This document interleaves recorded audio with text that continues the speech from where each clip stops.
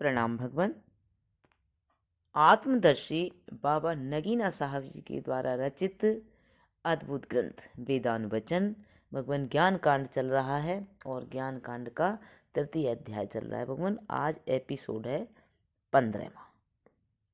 अब यहाँ से आगे लेते हैं भगवान।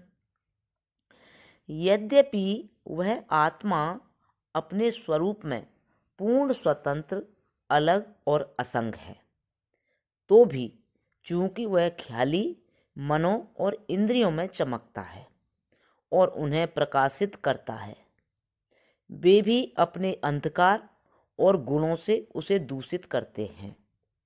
इस तरह पारस्परिक विद्यमानता के कारण उनके व्यापार आत्मा में कल्पित होते हैं। आत्मा का प्रकाश उनमें कल्पित होता है। बेचारा अनजान, इसको न जानता हुआ आत्मा को मन के ख्यालों और इंद्रियों से पृथक नहीं कर सकता।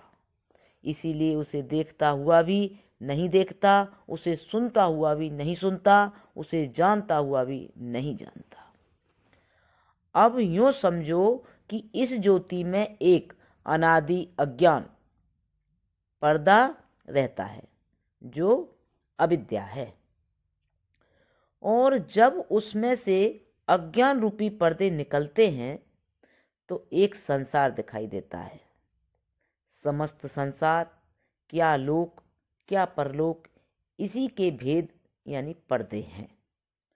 यद्यपि पर्दे बहुत लंबे हैं तो भी समष्टि रूप से सब तीन हैं।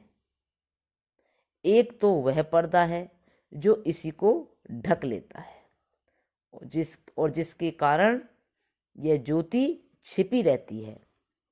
दूसरा वह पर्दा है जिसमें यह ज्योति छिपी हुई भी प्रकट हो जाती है। और तीसरा वह पर्दा है जिससे कुछ का कुछ होकर वह दिखाई देती है।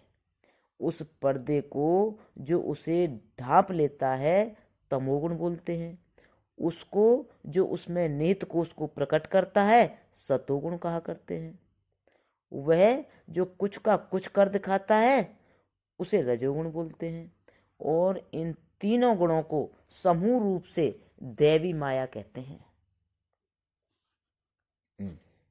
और सर्वसाधारण इसी पर्दे या माया को ईश्वरीय विधान बोलते हैं। और इसी माया धर्म से वह ज्योति ईश्वर यानी मायावी कहलाती है। प्रणाम भगवान। अब यहाँ से आगे कल लेंगे। ओम शांति शांति।